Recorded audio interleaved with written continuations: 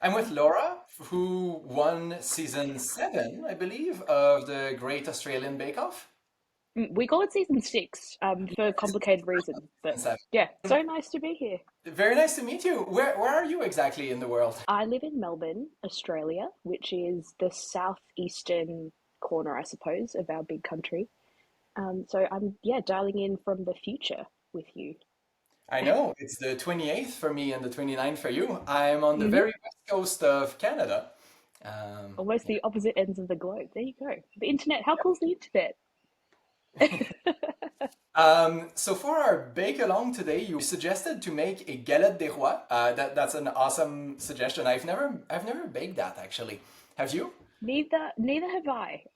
But I have very fond memories of eating a lot of galette des rois, the kind of original almond version and an apple version when I was in France when I was a kid, on exchange.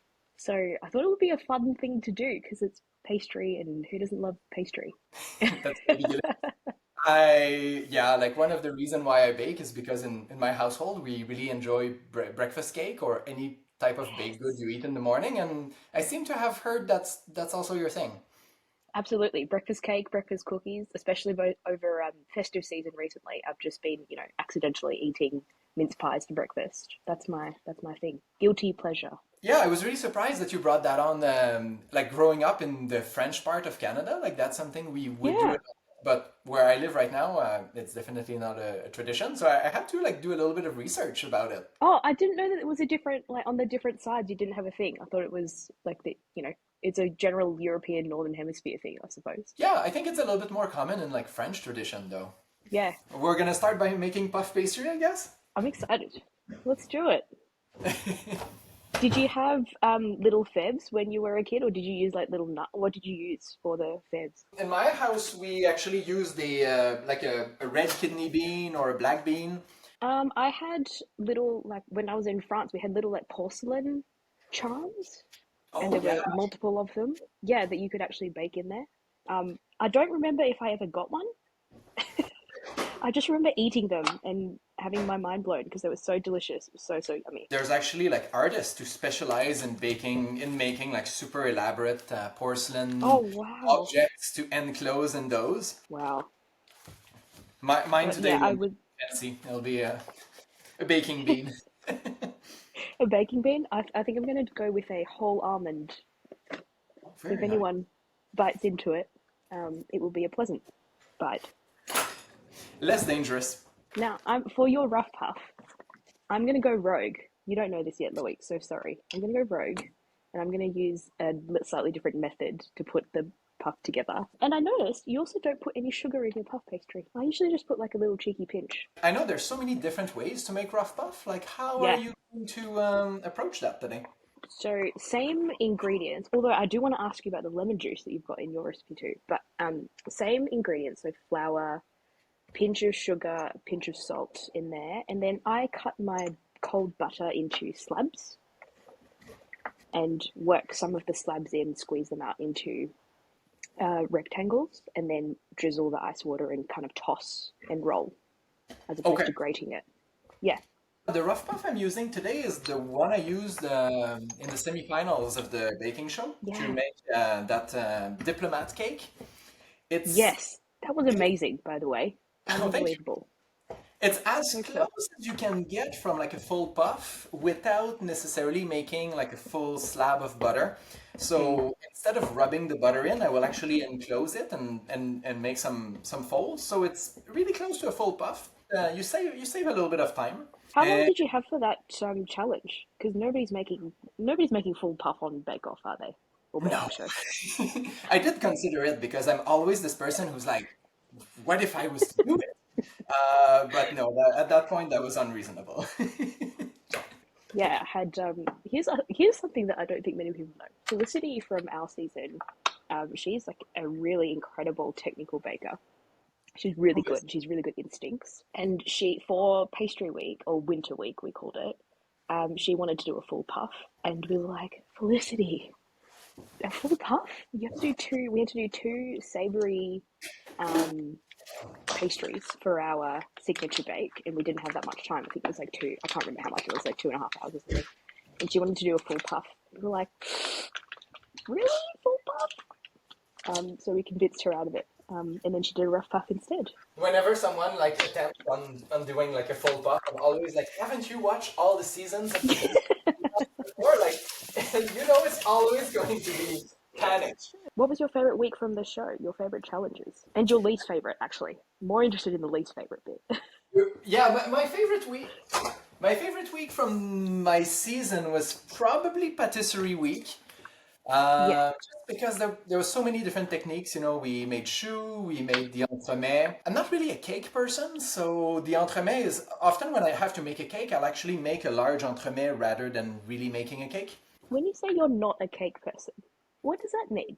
Does that mean you don't like to eat them, or you just don't like baking them? Well, I'm not a big fan of buttercream or icing in general. As a kid, I was that kid who like scrapes off the icing of his cake and only Okay. eat the sponge.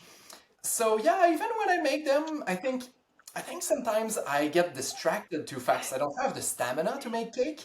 Uh, so like it's either I make a delicious sponge and I'm like so excited about the flavor, or I make the decoration and like the icing and I'm excited about how it looks.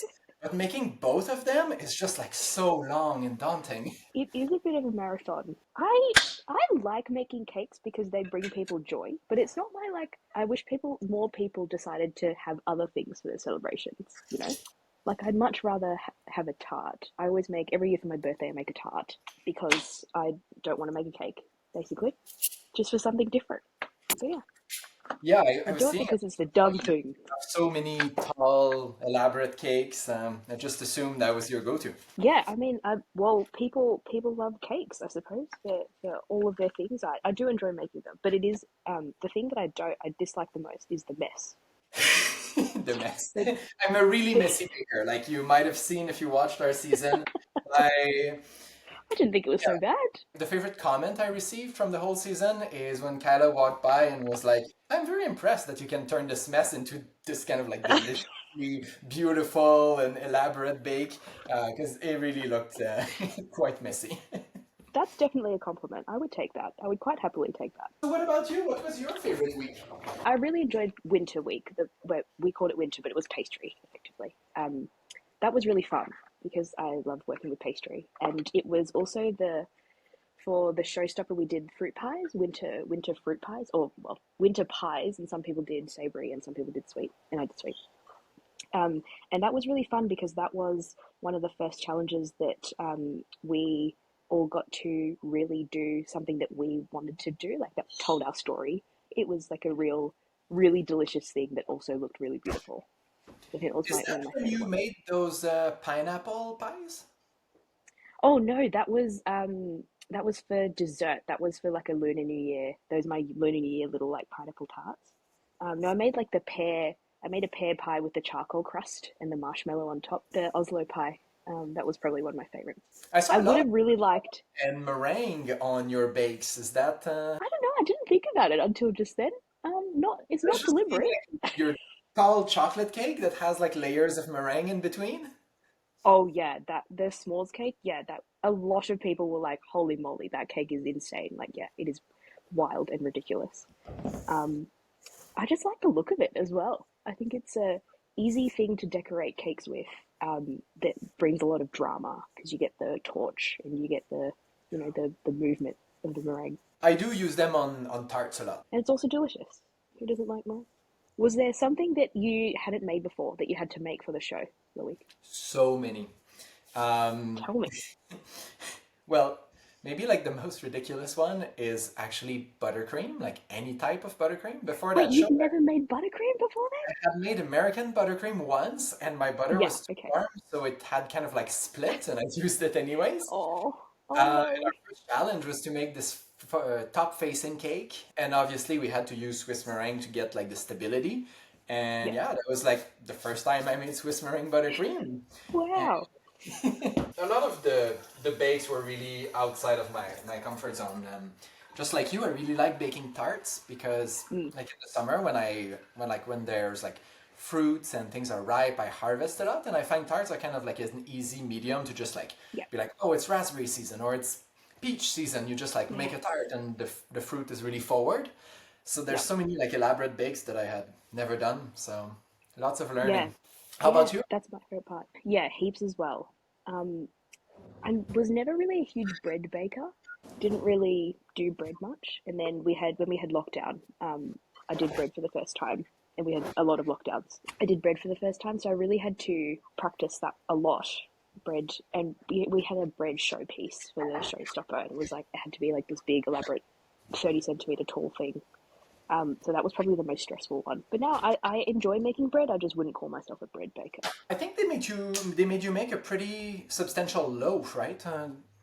Yeah, we had to do like a oh my gosh, I don't even know what sweet loaf. I think I don't know. I can't remember what the brief was. I think it was sweet loaf. I knew what I wanted to do for that one, but the showpiece one, the showstopper, was because it was like do anything you want. Made out of bread has to be 30 centimeters tall, and you've got to like think about structurally how does it like bread doesn't stand up. That's not a thing. It Talking doesn't about stand standing up up, I think vertically.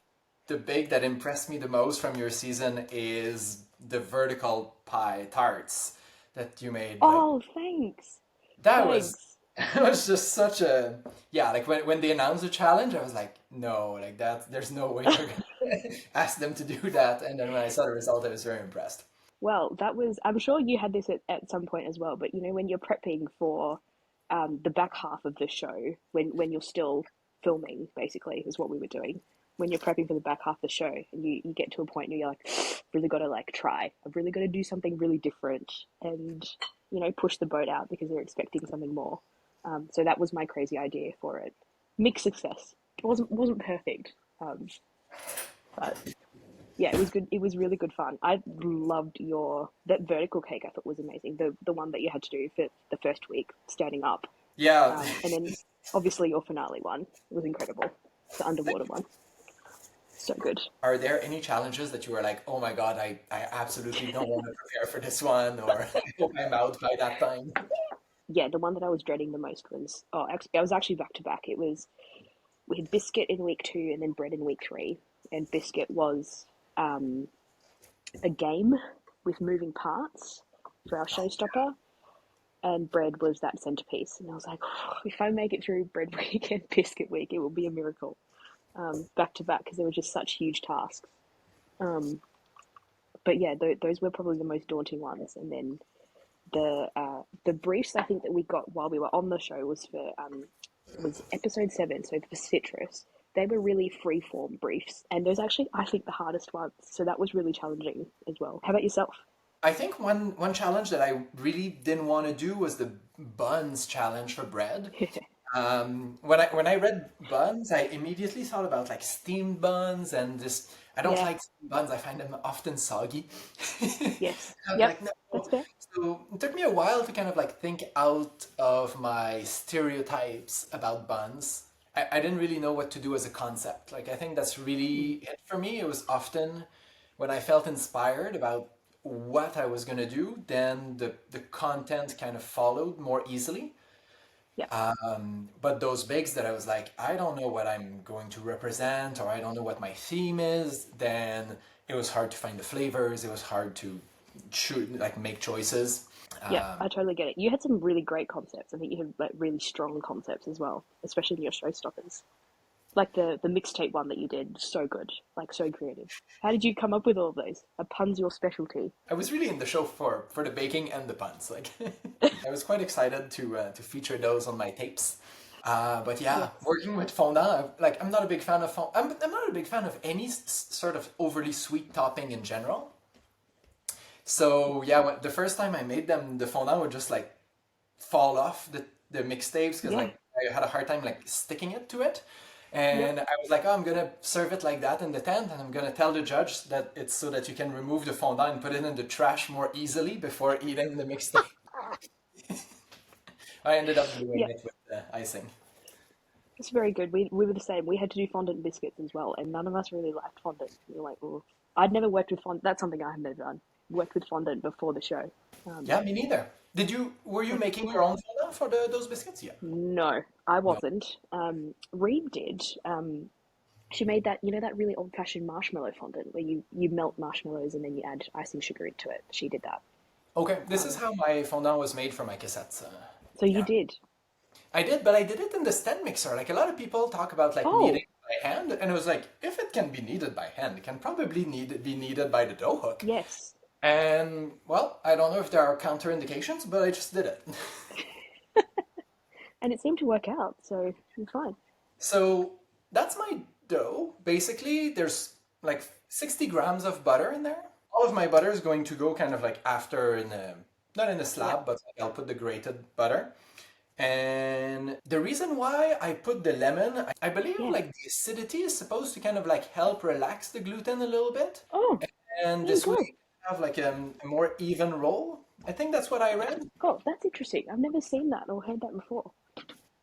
So this is mine. This is my dough. It's just come together with all of the butter, the flour, and basically just squeezed together with the ice water. It has a little straggly bits at the bottom, but that's okay. And then when I roll it out, I'll fold it together, which to create the layers, and then it goes in the fridge to chill, and that's it. So do you make your layers right away, or are you going to Yeah.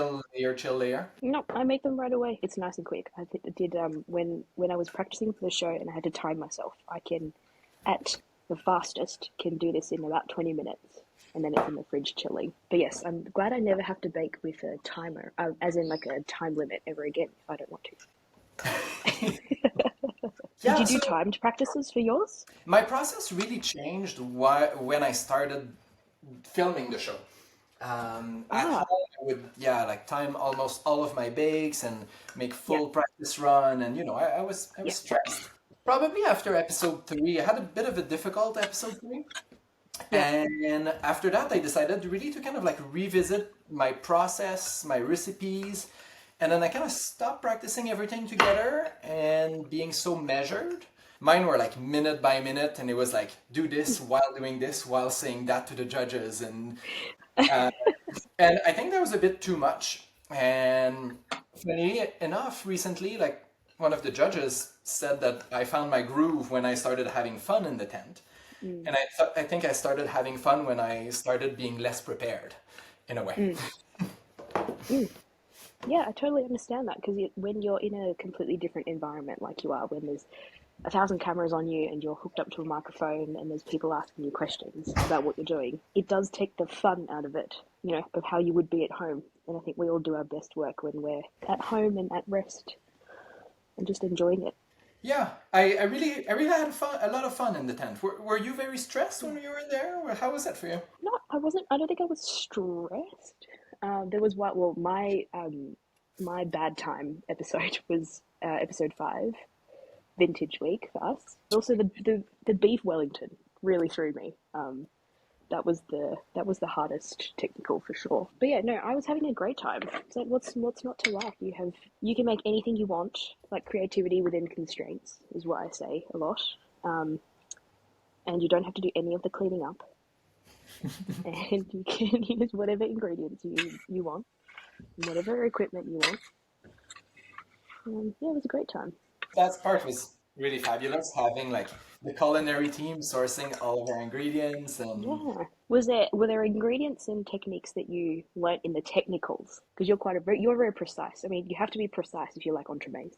one of the technicals was to make kanafe, which Yeah, is kind of the cheese baklava yeah, yeah. cooked in on the stovetop. Working with phyllo for the longest time was kind of like my baking nemesis. Um, I it's still haven't done it. I'm too scared. it's I think somewhere inside me I knew that there would be a phyllo pastry challenge at some point. Um, so yeah, when it arrived, I was somehow not very surprised, and I was like, okay, this is the day where we reconcile, or not. Yeah, I haven't done that. I'm too scared still. Oh, I learned a lot of English during the technicals.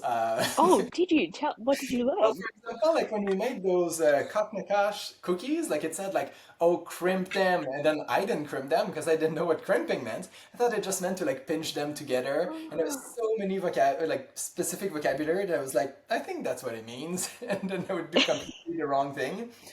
The editors had a lot of fun with it. Like on episode 1, I'm cutting the dome of my cake, and then at the same time they show the judge being like, it's really important to have the dome on top. And they show everyone crimping and be like, oh, the Oh yeah, crimping makes this dessert. And I'm like, I'm done crimping with my fingers. Like, there's nothing. yeah. I mean, you had an extra challenge of having to translate in your head or decipher. I do think mostly in English, but I'm not the strongest or fastest reader. So I did exactly what I tell my students not to do, which is forge ahead and not read the instructions and hope for the best. What do you teach the week, and who, and Um, what ages? I teach in high school right now, 13 to 17 years old, and this Okay. year, well, actually since the baking show, I teach culinary arts. Oh, cool. Oh, Very that's great. related. That's But pretty before cool. that, I taught a lot of like French, social studies, quite a few subjects. That's awesome. What a cool thing for your kids to learn from the champion best amateur baker. What do you do for So good.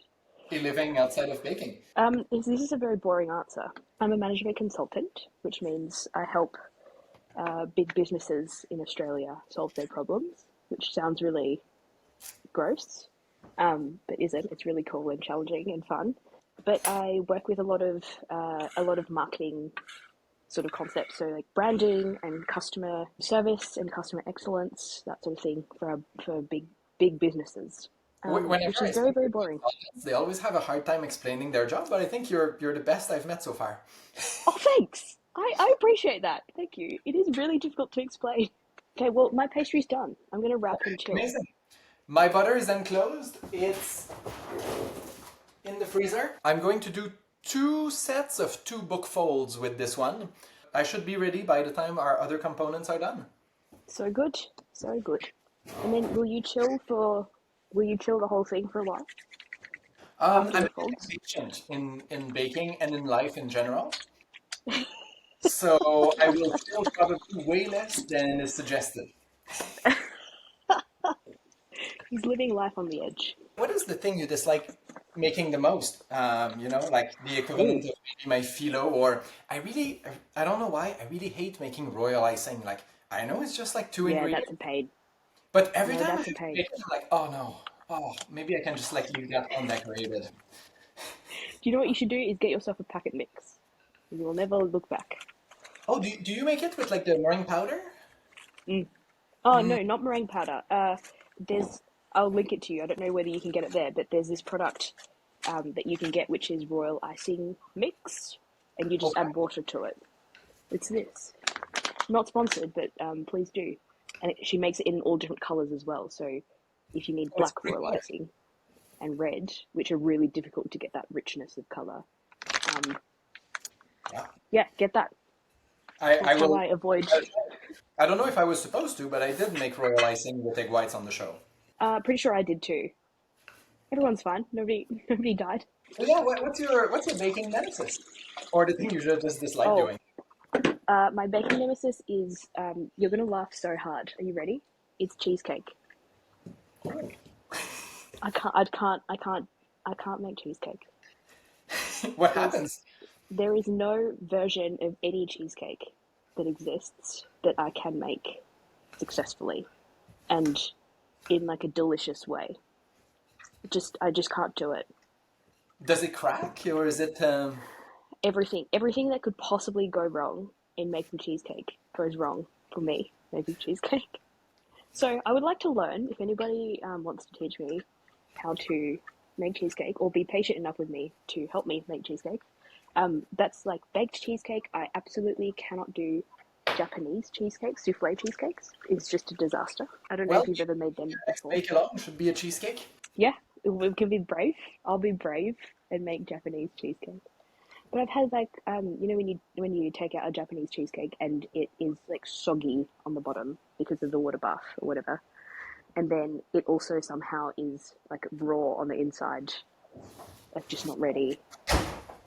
It's just a disaster from start to finish. Japanese cheesecake is definitely something I never mastered either. Are you working on your frangipan? Yes, I've pre-sifted icing sugar because that is one of the jobs I hate the most in baking is sifting icing sugar and chopping chocolate. I'm sure you have some. I'm sure you have some Passing pet jam hate. through a sieve? Oh, that's bad too. You can avoid if you really wanted to. Just gonna put everything in and then put it off into the mixer. And yes, I'm using my hands for butter because why not? Was it your first time applying for season six, or were It you a was my long-term second.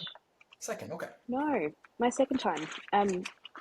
So my first time was in the middle of lockdown.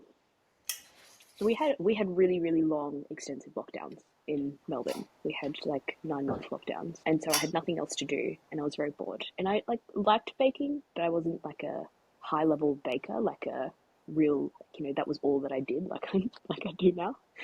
I just enjoyed it. But then because we had all of this time, I started making things I'd never made before, like bread. Um, and then I had a friend send me the application link for Bake Off, and I applied and I got really far through. So I did like lots of Zoom interviews and all of that jazz, and then just missed out on being cast. And so I spent that like year between applications, like training for it almost, like using it as an excuse to go like, oh, what like if I made it onto this show, like what else would I need to learn, or like what other things would I like to be able to make.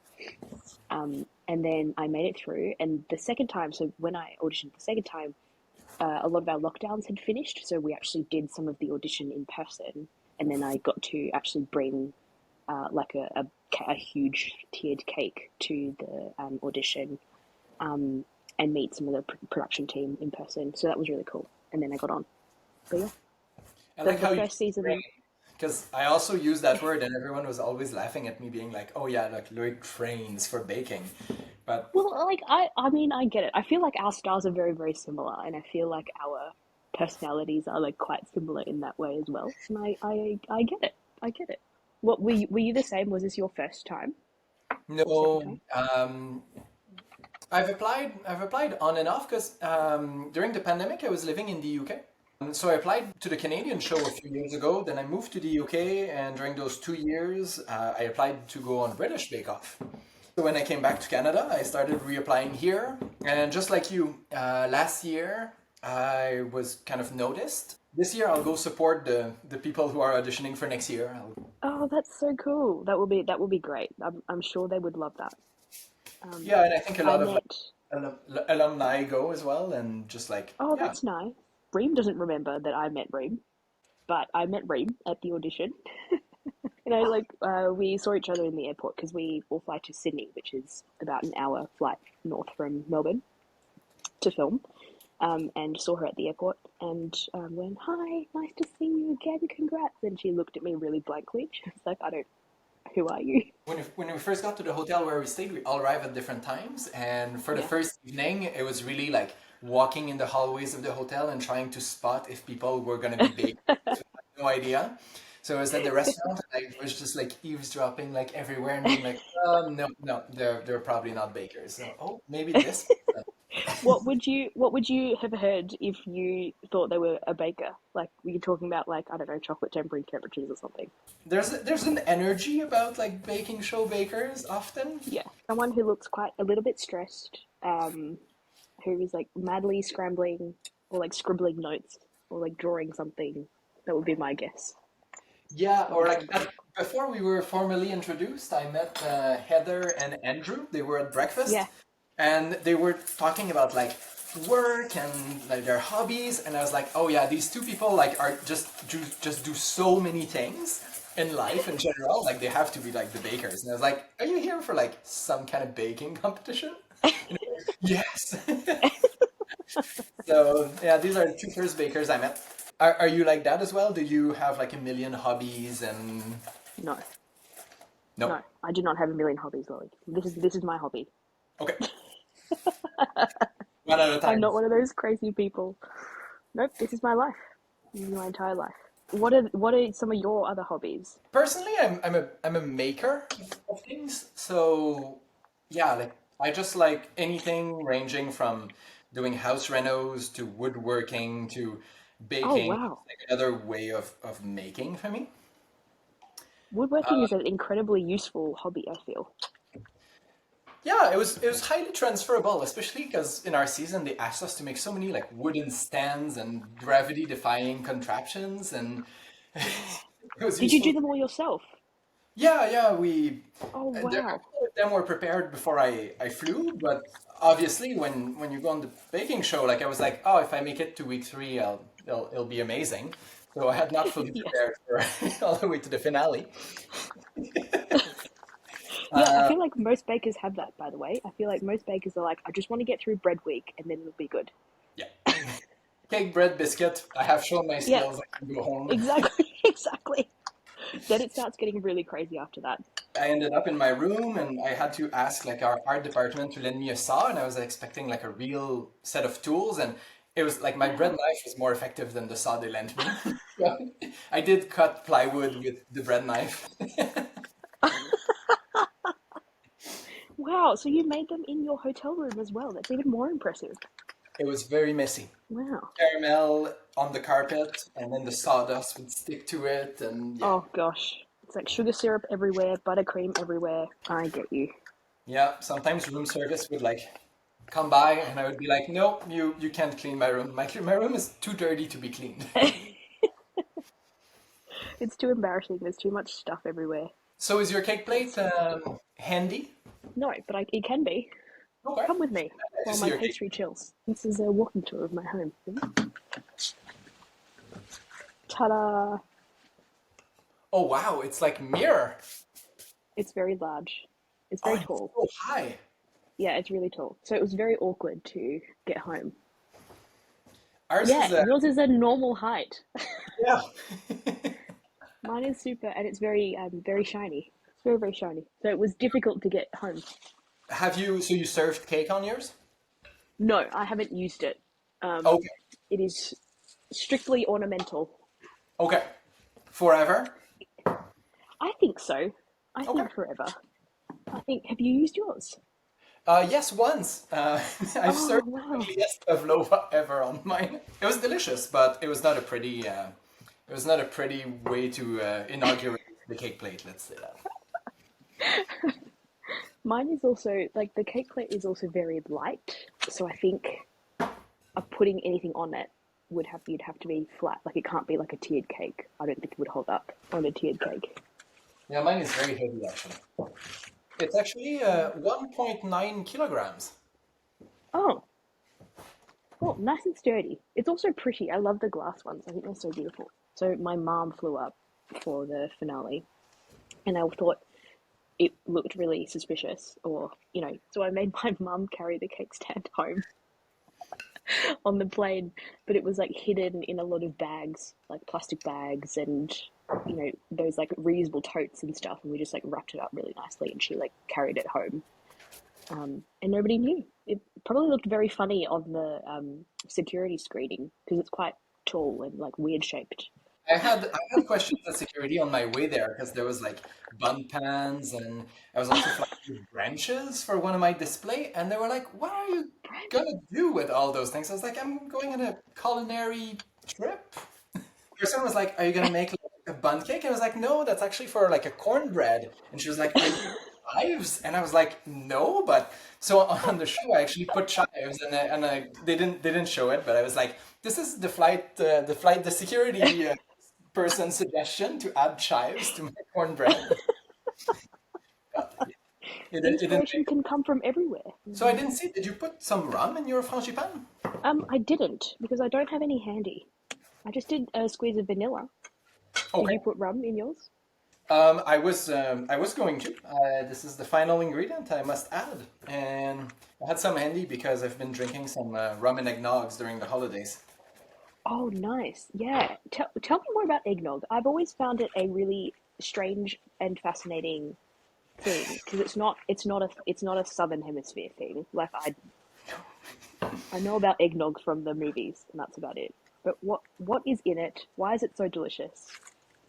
I think eggnog is kind of like very light custard in a Okay. way because it's egg yolks and milk, and usually there's like nutmeg in there. Yeah. So yeah, I think it tastes like a very light custard that you drink with rum. So how can it So not be delicious? yeah, so it's an excuse to drink more custard is what I'm hearing. Yeah, Delicious. Delicious. it sounds so over the top like that.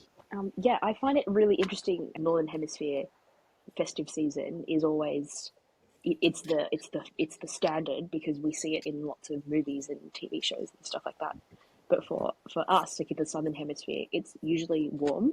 Our seasonal food is not chestnuts and pumpkins and apples and spices. It's completely different. It's like summery. We have like beautiful stone fruit and berries, and passion fruit, and that's the stuff that's in season. So I always think it's so funny that people in the southern hemisphere sort of use northern hemisphere seasonal ingredients because that's the thing that you're supposed to do.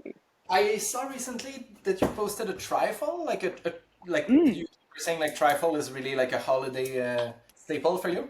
Yeah, in Australia, the big tradition is Christmas Day lunch. Okay. So we do like a big meal on Christmas Day, and usually the dessert, because there's a lot of like British heritage. Obviously, we have an incredible, Indigenous culture and history that has been sadly drowned, a lot from our school curriculums all the way through. Anyway, that's a different soapbox moment, but we have, British colonization, etc. So a lot of those traditions are British, and so trifle is like a very quintessentially British Christmassy dessert, I suppose. So a lot of people like having trifle. And then the other thing that's like quote unquote traditional for Aussie Christmas is pavlova. The traditional one is like it's debatable whether it's from Australia or from New Zealand. But the traditional one is cream with lots of berries and kiwi, and some people put banana on theirs, etc. So I do a version of a trifle every year for Christmas lunch, and I change up the flavors. And this year I decided to do a pavlova trifle mashup because we'd never had a pavlova before for Christmas. So I made brown sugar meringues with lots of nectarines, like beautiful poached nectarines, and mint, and a prosecco jelly with mint as well, and coconut cream. That So sounds yeah, amazing.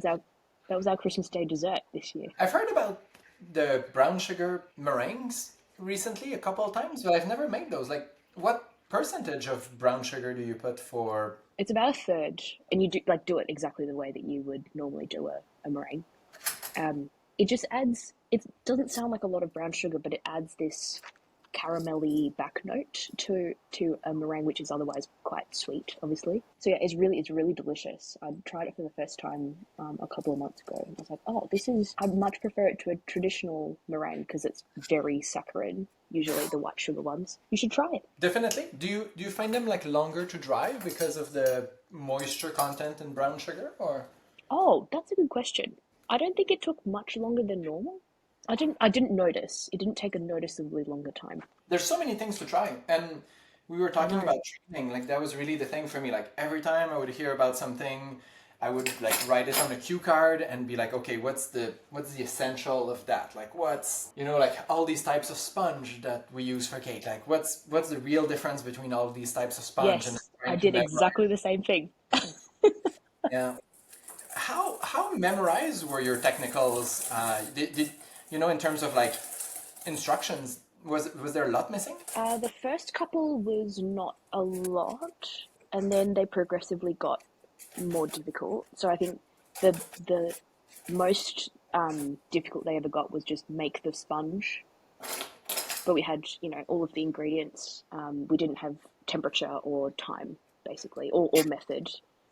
And that was kind of it. Yeah, I think your technicals were really different because they were just like they were very diverse. I feel, which is awesome. There were definitely things in there that I had never even heard of. Yeah, they really went pretty broad. Is there a technical that you really dreaded that you were like, oh no, not that? Beef Wellington Oh, yeah. So before or after doing it? before You doing had it. So this didn't make it on the show.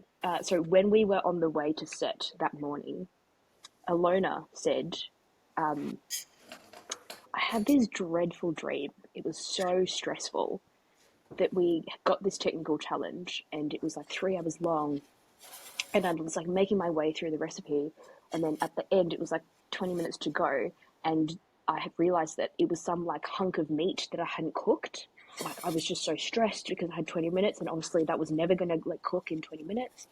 And she was telling us about this nightmare. We were like, Alona, they're not going to give us a hunk of meat. Like that's just that's just silly. Like, what? It's Bake Off. Like, they're not going to give us a piece of meat to cook.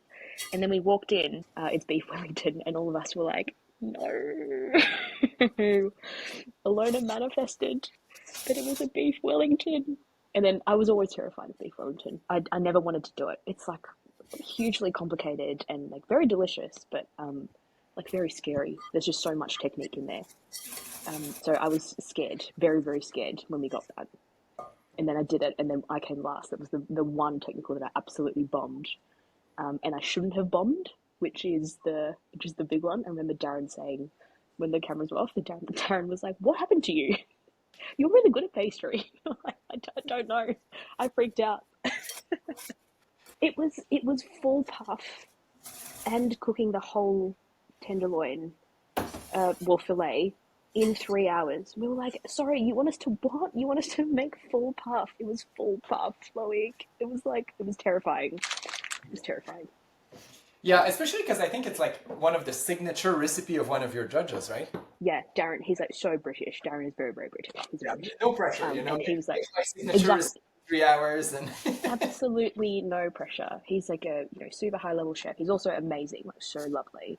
Um, and we were like, this is evil. He was like, yeah, no, I'm really sorry. What's one of your favorite comments you ever received from the judges? Anytime they went back for more, Yeah. like I don't know what your judges are like, but they literally take one bite because they have so many things to get through in one day. So I think anytime anyone went back for a second bite or to finish what they were eating was the best validation. How about yourself? I really liked when they doubted me, like very much. And then came back and things had actually turned out. Like one day I was clearly burning my cherry jam, and then at the end they were like, "Oh, we were very worried because when we came by, we thought you were burning your cherry jam." And in my mind, I was like, "Yeah, it is burnt. I'm surprised you can't taste it." Like, you're totally right. Yeah, they were often being like, "Huh," and you think you're gonna achieve that, and I'd be like, "Yeah, yeah, Yeah, it'll be fine." proving them wrong. I also It's got always lectured good. by Bruno for discarding some of the duck fat in my buns. It renders so much fat, and I was like, it's gonna leak, it's gonna be too oily. And then as he was tasting, he was like, "Did you discard some of that duck fat?" And I was like, He knew. He "Yes." knew. He was like, "You've put it in a to-go container, I hope." And I was like, "No." He was so Oh disappointed no. regarding the fat. Oh no. That is disappointing. Duck fat is so delicious. Super delicious. Were there any off camera moments that you remember fondly with the judges or with the other contestants? So I'll give you an example. You posted recently about having chats on the grass, like on the lawn. After the challenges and you would debrief together. We had the exact same thing, and I just thought it was such like a magical thing for us, like to be competing in completely different shows on completely different ends of the globe, but having that same kind of shared experience. But like those were the moments I loved because it was like bonding. Well, it was funny. At the beginning, we were like always kind of like talking and trying to guess those challenges. And as the show evolved, we increasingly spent those moments sleeping. At one point, Yep. when like an instant camera made its way on the set, and we have a picture of like everyone literally is sleeping in their little cottage. Like there's like four couch and two people per couch. Um, Yep, it's exhausting. I think one of my moments that we don't see in the show, it's an old school week, and we're kind of walking towards the tent to do the kitsch cake, our showstopper. And then Candice is walking beside me, and then she's like, "So, like, how are you placing the dowels in your cake?" And I'm like, "What are dowels?" And she's like, "Oh, you're not using dowels?" And then Andrew is like, "You're not using dowels?" But we're supposed to be like Oh just no. smiling, and then we're in the middle of this super tense conversation, but we're also just like smiling, and being like, "No, I'm not using dowels because we're filmed." And then she's like, "But you put a cake plate between your layers." I'm like, a what? Like, what's a cake plate? You're not putting a cake plate. And like everyone like is super preoccupied. So I walk in the tent and I look at the culinary lead and I'm like, you know what? I need everything Candice is going to be using today. Like, I don't know what they are, but like, bring everything she like. If she uses it, I need it. And did you end up using it? So you had to learn how I to use did end dowels up for the first putting time? dowels in a cake plate, and so Candice really saved me there. Whew.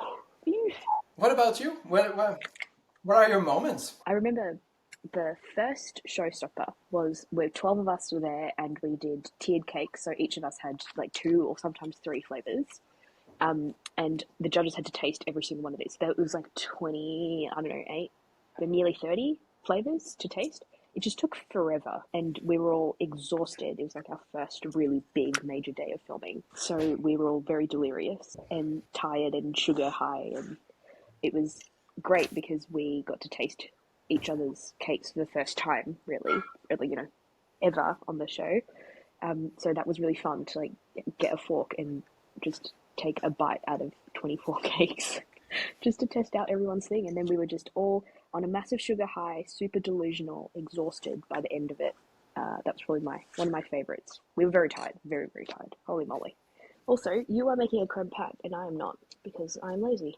But I'm making a apple version. A little layer of frangipane and then just like some apple slices. I've just sliced them super thin. You had me do quite a bit of research about this bake because I did not really know what it was fundamentally, and then I got a little bit confused, and I realized it was pretty much the same as a pitivier. Yes, Yeah, and but then generally sweet, right? Galette des Rois, more yeah, sweet than but like a savory. Yeah. pitivier is like also with like frangipane often. Oh, I didn't know that. I thought Bativier was generally savory. Oh, interesting. Like some blogs seem to say that like the main difference was that the Galette des Rois was using 1/3 custard to 2/3 frangipane ratio, or like crème Oh, pâtissière. really? So I was like, oh, let's do it all, or yeah. I'll do it all. There you go. I don't remember the Galette des Rois that I've had ever having creme pat. I'm gonna mix them, so I'm expecting just to have kind of like a Oh, maybe nice. more of a silky, Yeah, runny frangipane as opposed to like a very more yeah. dense. Sounds delicious. My favorite thing that I ever learned how to make is creme pâtissière because it's so versatile. You do so much of it. And one of my favorite things is mousseline, where you just blitz in half the weight of butter to your creme pat, and it just is delicious. I think your mom taught you how to bake a little bit. Yeah, my grandma and my mom, they So were they the showed you how to make main. crème mousseline, crème pâtissière in general? No, No. not that kind of baking. My grandma was the matriarch of the family, so she made food for like 30 odd people every single week, and then anytime we'd have like a big festival or like a big celebration, she would be in the kitchen. But it was very like traditional or old school. I would call it old school, not traditional. Butter cake, biscuits, like things like that. And like I didn't really know what patisserie was. Yeah, until I suppose recently when I Until you were on a started, baking show. until I was on a baking show. In Melbourne, where I live, like the food culture is really pronounced. We have like an incredible coffee culture, an incredible food culture, and there's some really amazing restaurants in the city. And so, just being around that, we have like Loon, best croissants in the world. I go there maybe once a month at least because I walk past it every day when I go to the office. And once a month is me with self control. But like being around that Those environment, I ingredients. suppose, yeah, it's really inspiring, and yeah, so I learned how to do all the like technical things by myself, but I have like a base in kind of old school butter cakes and But that's also um, very much how I learned to bake with my grandmother. yeah, Both my parents don't bake or even cook really at all. But yeah, my grandmother was she mastered her basics. what was your favorite thing that your grandma made? In the eastern part of Canada, we have a thing called a sugar pie. It's essentially like a mix of brown sugar and eggs cooked in a tart Delicious. shell. So it's Sounds really good to sweet. me. And it caramelizes just a little bit on top, so you have a little bit of a kind of like Yum. brulee effect, and then that silky thing. I think that's probably all grandmothers in Quebec have their recipe of sugar pie.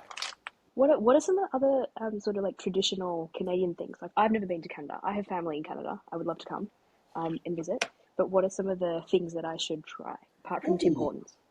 that's a very good question. I would say most of the things that are traditional here were brought by Europeans of different origins. Yeah. One of the only bake that I know that is kind of like a Canadian bake is probably the Nanaimo bar. Yes, I've heard of these. I find them way too sweet. Was there a baker in your tent who always went savory when everyone went sweet? I think Alona did quite a bit of savory things. Oh, Yeah, and I I'd say in your maybe tent Alona. in the shed. I knew what you meant in the shed. Shed is very Australian, by the way. I think like, is that a was that weird when you first heard that? You're like, what does that mean? Oh yeah, absolutely. I was like, what?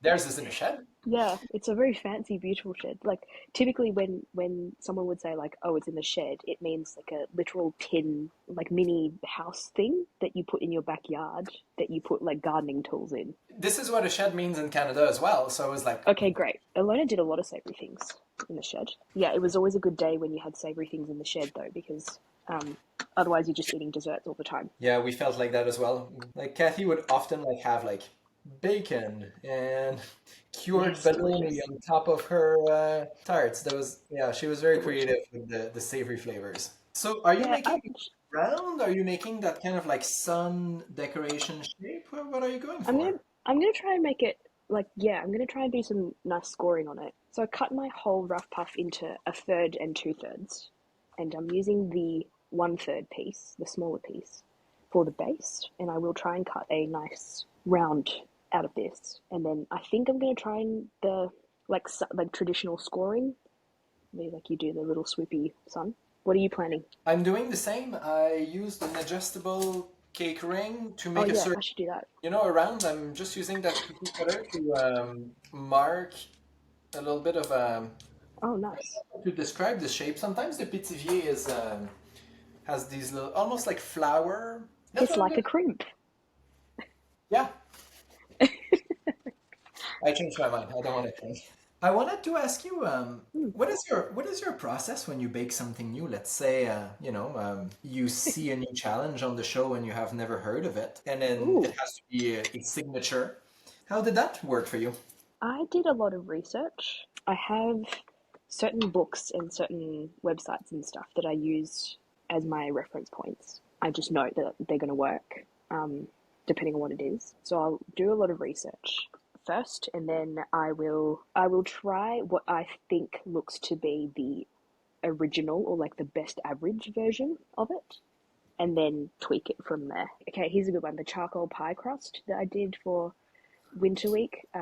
I knew that was going to work because I'd seen someone do it on the internet and just add charcoal into their pastry. So I just tried it, and it was fine and it worked. It was like I just used my favorite pastry and I added charcoal into it.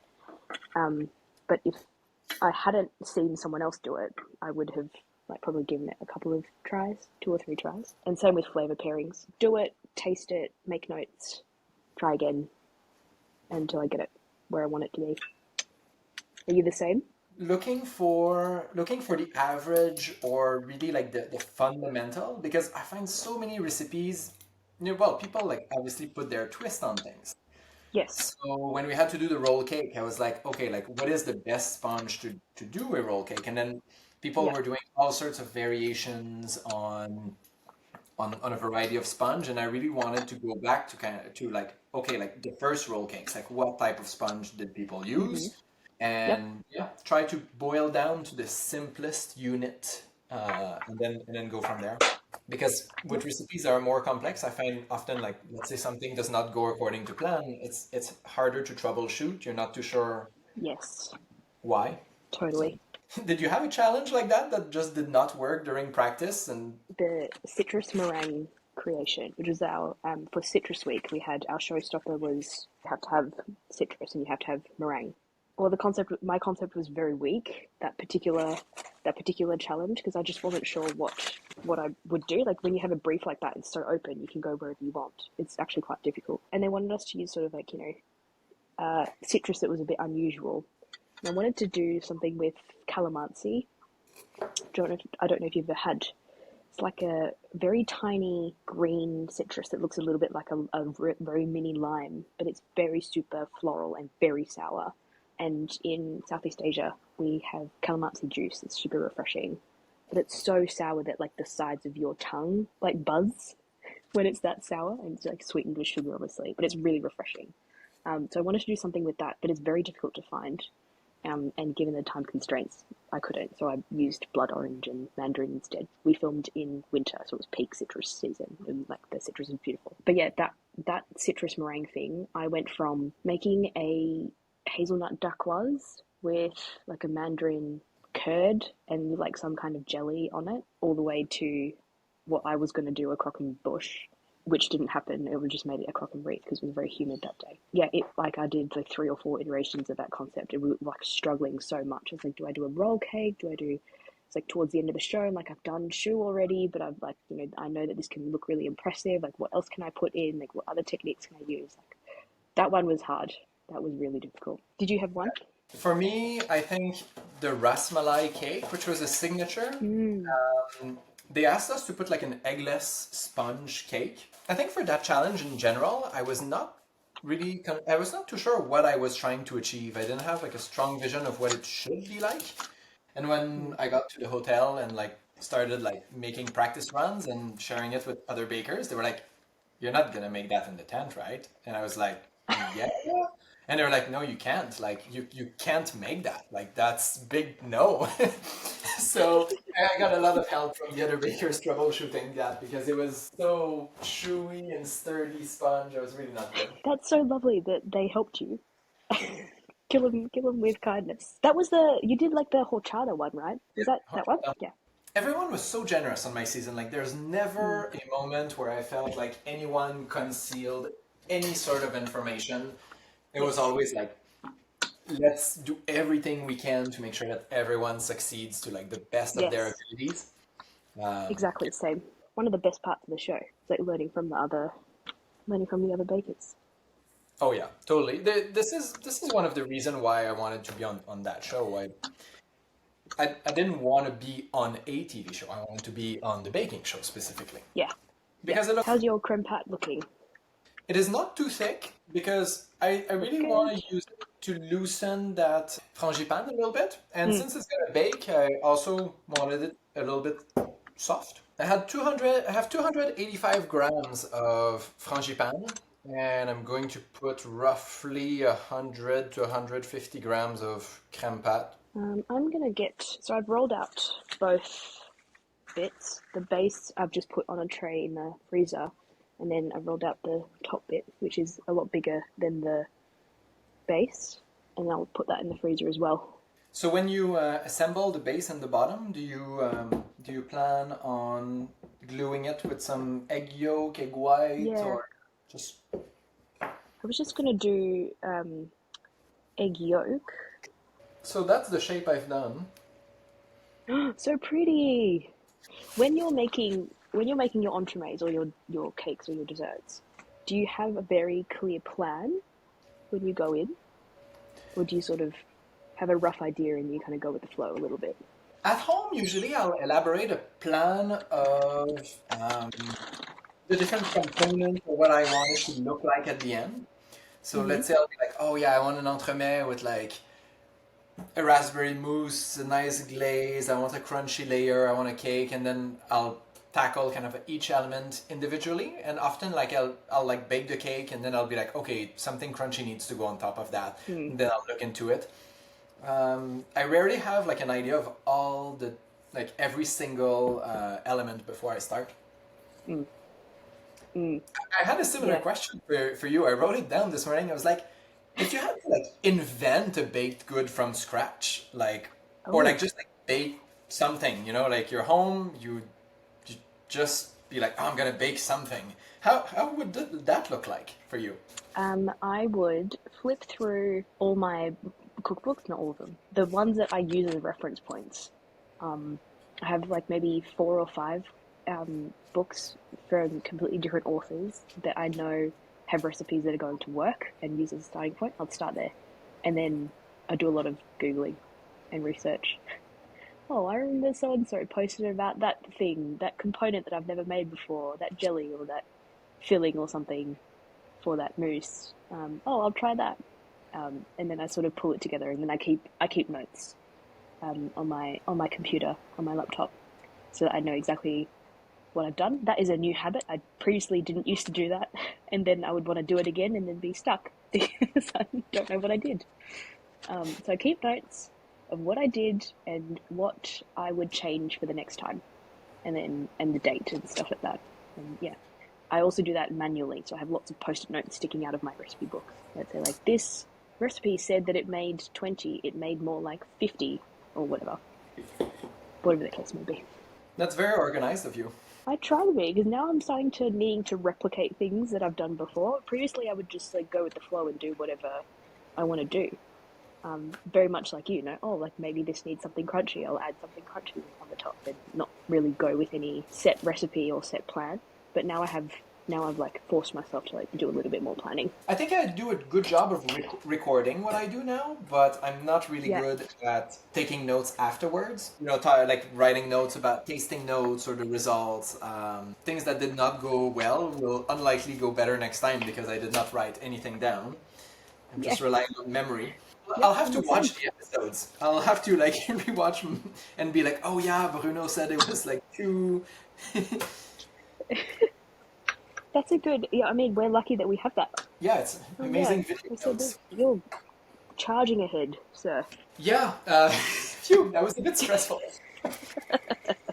You've done well. It looks good. Are you up to scoring? Yeah, I have a little bit of because when I pushed it down, since my filling is a little bit soft, there Oh was a bit yeah. of Okay. leakage on one side, so I still have to do a little bit of cleaning, I think.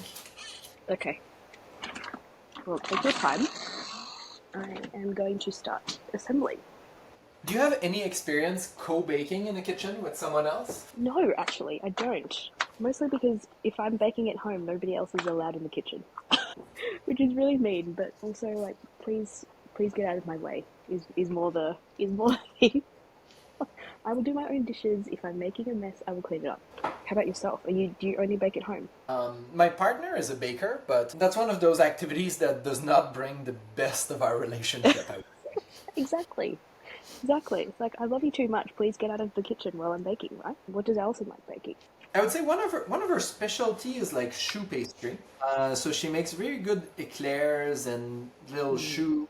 She's been making a lot of madeleine as well the last Oh, I love Madeleine. while, and she's really good at infusing flavor, either in crème pâtissière or just like in a glaze.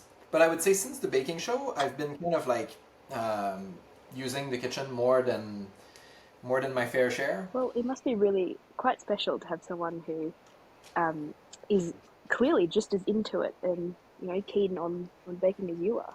Yeah, well, It's when we great. met, she was way more of a baker than I was. And she actually discovered the baking show as well. One day she came back and she was like, oh, I've started watching this show. It's about like British people who travel to attempt to bake. And I was like, wow, that sounds boring. When you say it like that, And then I started watching the show and I was like, oh, that's actually fun. oh, cute. It's just such a lovely show to watch. It's just such an easy show to watch.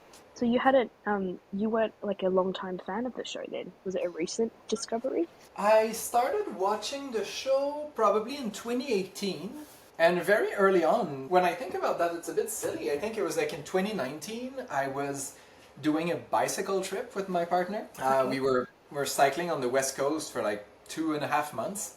And we would Wow. stop in like, coffee shops to download the latest episodes of the show and make sure to buy Oh, baked goods. And then we would watch the show on in the tent on the iPad in the evening. oh wow. I remember like one day like watching the show and I think they were talking about like their practice run at the hotel the night before.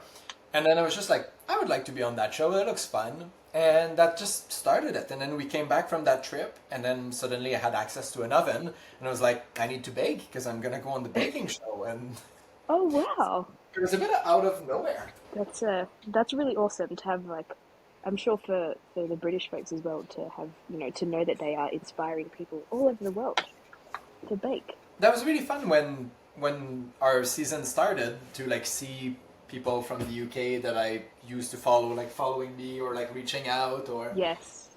just Yes. having our season at the same time. We were kind of like 1 week apart from the UK. That was Yeah. really fun. Communicated a lot and Yeah, it's just like that, shared experience on completely different countries in completely different countries. So this is the inside of my just layered the frangipan and the apple slices together. oh no, I forgot the bean. Oh no! It's all nicely enclosed and I forgot the bean. It's too late. It's too late. We're giving up on the bean. Yeah, You know what? maybe Don't cut it maybe open. when I cut it, I'll secretly put a bean and Exactly. Nobody has to know. so in my reading, I found out that traditionally, like the youngest of the family has to like hide under the table, and Oh. basically like touch the next person to have their slice. This way, the person who's cutting cannot like on purpose give the bean if they Oh. find it out, because like someone is not necessarily seeing where the bean is, and there's a Oh. whole protocol around serving the galette des rois. That's so cool. I love those. I love those traditions. There must be some magical story behind that as well. If you were going to make a chimney for the moisture to In the middle, I think. I think I'll make it a decorative cut. I don't know. We'll learn together. Are you using a little blade? You look like you're using a Yeah, I'm razor using blade. a Oh, yeah, little nice. X-Acto knife that I keep only for bread scoring usually. Oh yeah, because that is. Was that a thing that you had before the baking show? Actually, before the baking show, I would score my bread with a fish knife because it's the That knife works. that cuts the best in my house. That works. So, what are the next things that you're going to try and make, Chloe, for the first time? Ooh, there's always so many things I want to try. Last week I baked like a vertical layer cake. I think you might have seen it I on social saw media. that. It looked amazing. So that was definitely something I never made before. So I want to try to make you know those croissants where the layers are not vertical, well, where they're not horizontal but more vertical. Oh no, I haven't seen those before. What are they like? I think you make your pastry. Let me show you. So you take your pastry, you cut it in pieces, and you put it like vertically, and then you kind of like keep working it vertically, and then the layers are gonna all be visible. Like open out this way. Wow. Yeah. Like a pain suisse? Like how they look that way? You mean the pain suisse, they're baked like this. Oh, I'm not too sure I know what that is. I think a pain suisse is croissant dough with creme patissiere and then like little chocolate chips on the top. And they're like what you're saying. So they're not rolled like a traditional croissant, but they are the opposite direction of a pain au chocolat. I guess that would be it. I think that's maybe it. Similar. So have you seen some of the participants, bakers from your season since the show aired? Yes, I see Adam quite a lot because we live not very far away from each other, about half an hour away. So I see Adam quite a lot. I've seen and we're very lucky in that about 5 of us are from the same city of the 12. So we catch up for meals every so often, every couple of months. When Guillermo, who left us first, he is a flight attendant, so he flies a lot. So whenever he's actually home and in town, we try and catch up. Yeah. How about yourself? I know you just hung out with somebody, one of the bakers. Yeah, I was just in Alberta, one province east, for a Christmas dinner with some bakers. We stayed with Kathy from season 7, but there was bakers from 4 seasons. That looked so fun. That looked so great. Yeah, that was really nice to get to meet them because we got inspired and hoped it was going to be our turn one day. And now just like being in the same dinner was, Yeah, that's great. we were a bit starstruck. I'm sure they felt the same about you. Were you a very social media forward person before this? Not as much as I am now. I enjoyed using it, but not active posting or anything like that. But I think since the show, I've really enjoyed getting to connect with lots of people, and share what I'm doing and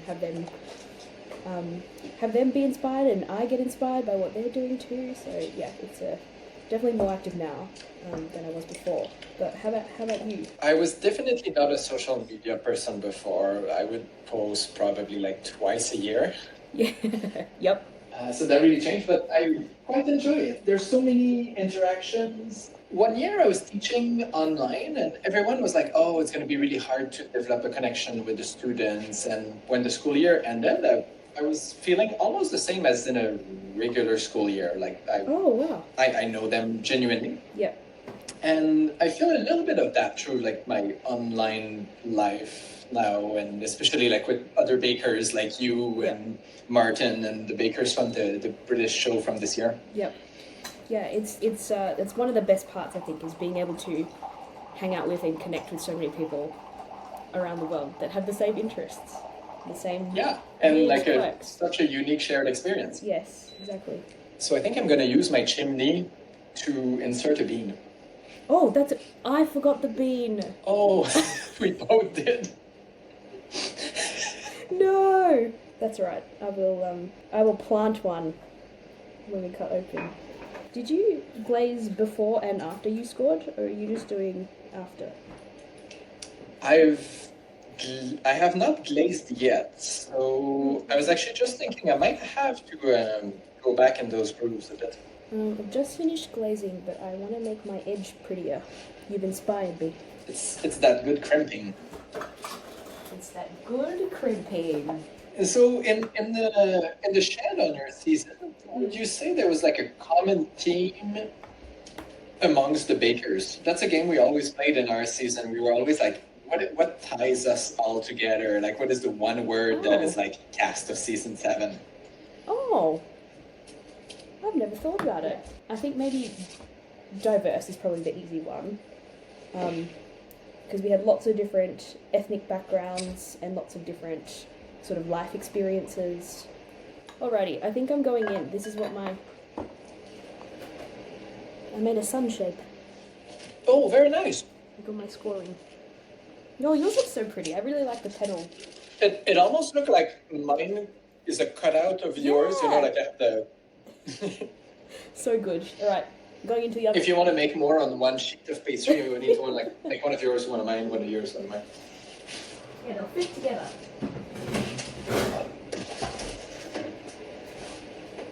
Are you baking... You sent me 350. What, 160? That's pretty low, hey. What are you baking at? Oh, 180? 180, that's what I'm baking at, yeah. Yeah, okay. And I haven't put a timer on, but I'm assuming it'll be at least half an hour. Yeah, I think my time suggested 40 minutes. Yeah. Did you always forget your timers in the tent? Yes, always. And then I would panic. But I have this is my weird superpower, is that I know, like I always go and check the oven just before it beeps, just before the timer goes off. Doesn't matter how much time's on it. I like roughly know when it's going to go off. That's my superpower. Do you also open the microwave door when there's exactly 1 second left? Yes.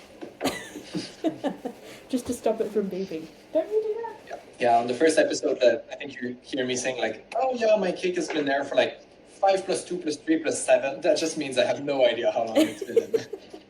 So, it's just like, people are like, oh, but baking has to be so precise. And you have to be so exact. I'm like, I think you have to know the rules in order to break the rules. I could not agree more. And in a new environment, like the baking show, I really stopped baking by time and being like, okay, it has to be like golden brown and that texture. Exactly. Did you have a favorite challenge category, like signature, technical, showstopper? I really liked the signatures because I felt like they gave you the opportunity to do like something that is familiar. Like I feel like I got to know the bakers a lot more through their signature bakes than their showstopper bakes. How about you? I like the technicals. Yeah, they were also fun. For me, they were just like a fun game. Yeah. I think a lot of people get intimidated by them, but we really liked them because they mean that you're all on the same page. There's no one has any particular advantage because they've done it 10,000 times before, or they've prepped it, or have a strong idea. Or one of my favorite things is learning the history behind all these cakes and all those. I know. It was really fun to learn about the Galette. Or would you start a food history podcast with me? Yeah.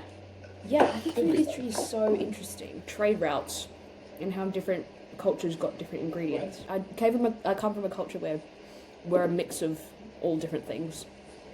And so my reference points are like Chinese and Indonesian and Indian and, all like different, and what grows in the area and time. So it's I think it's really interesting. What was your favorite job's been? Being on a baking show? Yeah, okay. Does that count as a job? Does not. Sure. I don't know if you had that feeling, but all the cast of our season, we were lovers of the show. Like we're here to make the show that we love, and we want to make it as well as possible. So a part of it did feel like a job. We were like preparing and being like, how can we be as good as we can at doing that? Yeah. Yeah, it was exactly the same. I don't think any of us wanted to be on TV or wanted to be famous. It was just like we want to be on the show, this particular show. So, what about you? Did you ever have a crazy job or? Not a crazy job. And then I spent a lot of my time in high school and uni working at a local bakery, like a cafe. But Australian bakeries are very different. They're like you have bread bakeries or you have like cakes and pies bakery. We were a cakes and pie bakery. So like very traditional like Australian vanilla slice and like jelly slice. You were talking to me about my grandmother earlier, and one of the things I love that she made, she called it a millefeuille, but that's actually what it was. Yeah, custard slice or a vanilla slice we call it. Yeah. Yeah, every time I asked her the recipe, she would be like, "Oh, it's very simple. You just like whip up a little custard, and then I'd be like, I'm 7. I don't know what whipping up a custard is." Yeah, yeah, that inspired me to know my basics. Yeah, just so good. And now you know how to make creme patissiere. The world is your oyster. Yeah. Did you find it hard to multitask, like chat and bake and measure things? Yeah, 100%. Like the, what are you doing now? Weighing out flour? And I forgot my measurement. Yeah, exactly. Like, oh, did I put 1 teaspoon or 2 teaspoons in? That was very difficult. But the thing that was most difficult, I think, was when you're trying to like concentrate and cut something very precisely for like, biscuit showstopper or whatever. That was hard because there was so much going on around you. You had to concentrate and focus on. Or like making custards or making curds, and you'd stand there and just focus on stirring and deliver a soliloquy on the side. Yeah, I burnt a few caramels in those situations, being like, I'm chatting with Bruno. And exactly. You're like, well. One day I was making a cake that required oil, and I've put like all of my cakes in the oven. There was probably like 6 different pans, and I'd be like, oh my god, there's no oil. So I took, like, as soon as it went in, I realized, so I took everything out, scraped the pans, back into the stand mixer. I've added the oil, and I was like, we'll see what happens. Like, maybe it's going to be, and yeah, unnoticed. I do that too. It was one of our technicals, and it was like a roulade that we had to make, and so I'd left the butter out of the melted butter out of the sponge, and I realized when I took it out of the oven and I like mixed it. I just like poured it into the tin and then mixed it around in the tin. Nobody knew. Nobody had to know. What's your favorite food? Oh my gosh, depends on the day. I think one of my favorite cuisines is Japanese, and I love Mexican food. Yeah. And Thai food. How about you? I like cheese fondue. I know that's very cliche of me to stay with a French accent, but you're allowed to like cheese fondue. Oh, here's a question for you. Speaking of in French accent, was there anything that you thought was lost in translation when you did the show? Yeah, not so much. Once in a while, I'll say something like really inappropriate and think that that's okay, and people will be like, "No, that's so not what it means," and I'm like, "Oh, sorry," but it didn't really happen on camera. So while you were preparing to go baking in the shed, did you have a mentor or a master taster or a friend who just supported you emotionally as you cluttered your kitchen? Yes, lots. Obviously my family, but my parents, who I live with, they don't eat many of the things that I make. They just don't really like much of it, and they're a bit sick of it, to be honest, which is fair. So I have a lot of friends and colleagues who live in like a similar area that I have a WhatsApp group, and I put in the WhatsApp group, I have this to test or to like get rid of, please come and pick it up. And so they do, and they enjoy testing it. But during the prep, because a lot of it was during lockdown, it was me and whoever was in my 5-kilometer radius, basically. How about yourself? I have a friend in town who's a baker. So we did a little bit of brainstorming flavor-wise, but obviously my partner Alison tasted everything. Yes. I work at a local microbrewery where we ended up like doing viewing parties every week, and once in a while I brought some of those baked goods. But obviously I had to like strip any sort of like decoration or things that would make them recognizable. Yes. So it's just like, this is a cake that had icing. There's no more icing, and I put it in slices. And yep. I definitely did a lot of, please don't ask questions, just take the thing. Yeah. You get like all sorts of weird shaped biscuits or like weird bread or like, just don't ask me any questions. just take it. Okay, it's looking good. It smells good. How's yours looking? Mine has been in for 28 minutes, and there is leakage, but it looks good. There's leakage. Oh no. Okay. Yeah, that's okay. I don't have leakage yet. Oh, it looks lovely. So puffy and golden. But you see the leakage on the... I don't know if you can see it, but No. there's quite a bit. Oh no. Butter leakage or filling leakage? Filling leakage. Maybe I have one last baking show question. I saw like on your like little chart on the Wikipedia page, like it's like, oh, you were star baker and then you were judge favorite and then you were the winner. Like, do you feel like something changed in your way of doing, or like you had such a strong finale? I definitely had a turning point. So I got my first Star Baker in episode 4, and then very much like you, immediately after my Star Baker, I had a terrible week. Terrible week, and I thought I was going to go home. And then I didn't. And the episode after that, episode 6, I just came in and went, I'm just going to have fun. And I'm just going to do what I want to do and do what I love doing. And it turned out quite well. So that was definitely my turning point. I was like, I should stop worrying about going home. And I should just enjoy the fact that I'm here. And I'm more likely to be here than I am going home. I don't really know why I had such a strong finish. Because I was tired. I was so tired by the end of it. But I'm glad it worked out. I know the 3 of us for finale were exhausted. So that was actually really hard for us to get through. But it was amazing, and then we were mostly sad that it was over. There's one turning point that I have still like a bit of a hard time explaining or putting words on. When I was making this macaron charlotte cake, like my macaron turned out like all hollow, they were underbaked, it was not going well, and like then I started again and then realized that I would not be able to finish. And I really had that moment where I think in life in general I would have been like, okay, like that's a fail, next time it'll be better, but you're in this environment where there's no next time. I don't know, it was kind of like I had to draw so much energy and to kind of prepare to deploy so much energy to decide to try to stay there. There was I'm not too sure how that's called, but that's kind of like an energy that I decided to call that I had to bring back a couple other times in the season. Same thing in the last week, like we were really tired, and my domes of jelly for my showstopper were pretty risky, like sometimes Very risky?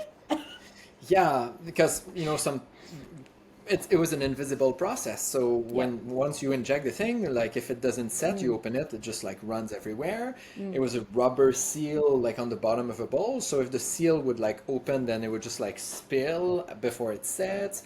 Or sometimes the cake was like too much on the left or on the right, so it would stick to the bowl and there would be no jelly on one side. And then one day I went down to Camilla's room and I was like, Camille, I think it's just like a bad idea. Like it's too risky. I just need to find another concept and do something else. And she was like, no, you need to do this. And I was like, oh, I don't know. And she convinced me to do it. So Yeah. We all need a friend like that. My friend like that is Adam. how was your last night before the finale? We spent a lot of time reflecting on what we'd learned and how excited we were to like do our last challenge. And our last challenge was The an high illusion tea. cake. High tea was high tea was a signature. So that was crazy, by the way, because I wrote that menu not thinking that I would do it. I was like, I'm not going to be here. Whatever, it doesn't matter. I'll just write whatever the heck I want to do. And then I wrote a menu that was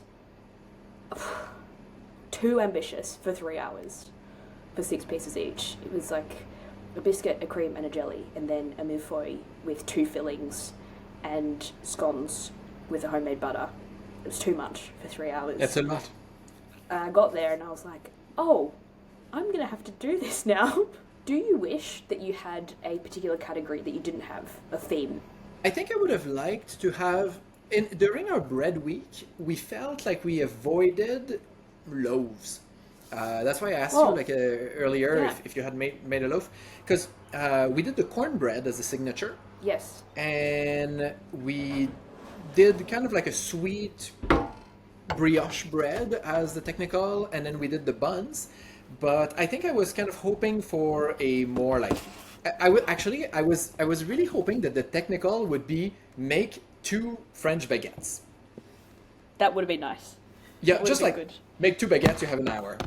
Yeah, would have been a good day on set as well. Yeah, what about you? Did you have a... So we had chocolate week, which Which I'm so glad we did have. I would have much preferred patisserie week. It was terrifying because I don't do much with chocolate. I don't do anything technical with chocolate. I make chocolate cake and brownies. Like that's about it. So it was good because I had to push, and that was our most difficult showstopper. By the way, we did 2 mirror glaze, 6 of each, like little tiny entremets, in 4 hours. Yeah, we are. Yeah, I know.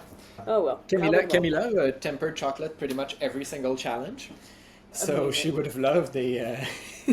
Yeah. a They gave us all chocolate our week. own microwave for tempering for our technical, which was very good. I've never tried the microwave tempering. It is so much easier. I promise you, once you do it, you will never ever do it the double boiler way ever again. Okay, well I don't own a microwave. Oh, how? At wait, home? How?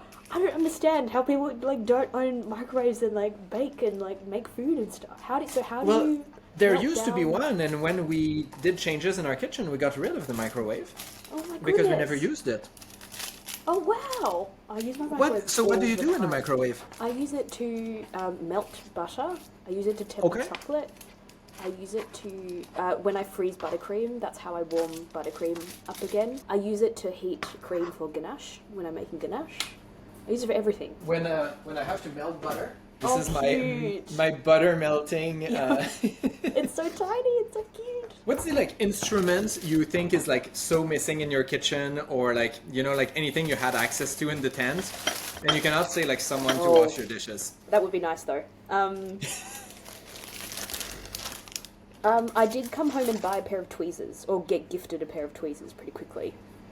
I didn't think that they were going to be as useful as they are. I had brought my own tweezers on the show, and actually, like everyone was Oh. always borrowing my tweezers. I was asking you earlier if you had ever co-baked, because I got the chance to bake with Andrew and Camila a few weeks ago. How was that? It was so fun. First of all, like you really recognize their baking traits from the tent, like in terms of like pace or what's important, but also like so natural. Like we could barely talk, and like we all knew kind of what had to be done. And Yeah. so, what frequency do you bake? I bake pretty much every weekend, at least Okay. at least once or twice, depending on what I'm doing. How often are you baking? I would say 2 times a week, probably, but not necessarily like very large projects all the time. Like I'm too easily distracted to bake very long, elaborate cake. And you probably don't want to bake anything long and elaborate. Like you've just competed on the high level show.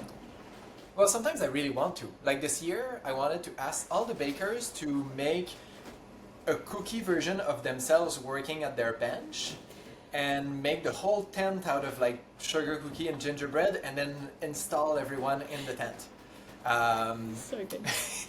Yeah, So but good. but then then obviously like there was a bit of an ambitious project to call it the last minute, so that's gonna be maybe for next year. But I have all these like grand ideas, and my days are not long enough. I need to wake up even more Yeah. early. Yeah, I'm not doing anything structural anymore. No, like I was really glad I didn't have to do anything hanging from the ceiling or like, defying gravity really. So no from me.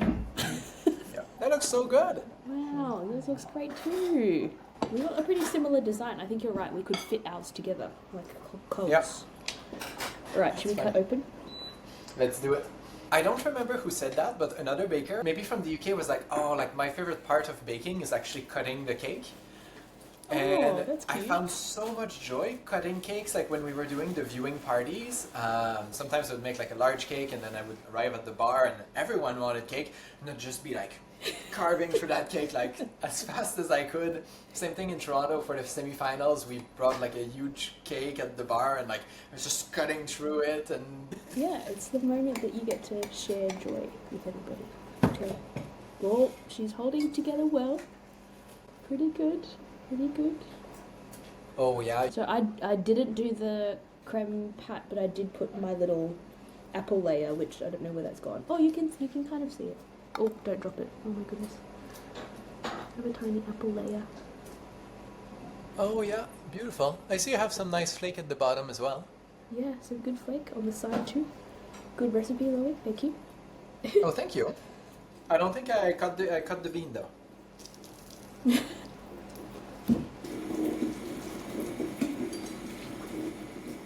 That's a really good breakfast cake. Yeah, with the apples, it's probably like nice and tangy a bit. The apples cook down, so they're not super mushy, but they're a little bit.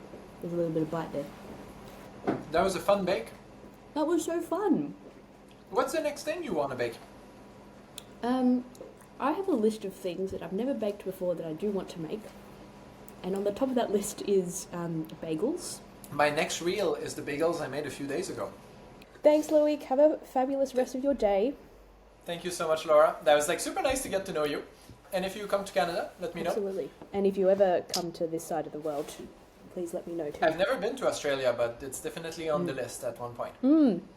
Yeah, let me know. Yeah, and we can do a one day I baking need tour. to do a travel of a world trip of bakers. Alrighty, well, lovely to meet Okay. you and chat and hang out. This was so much fun. Thank you. Thanks for baking with me. Have a wonderful day.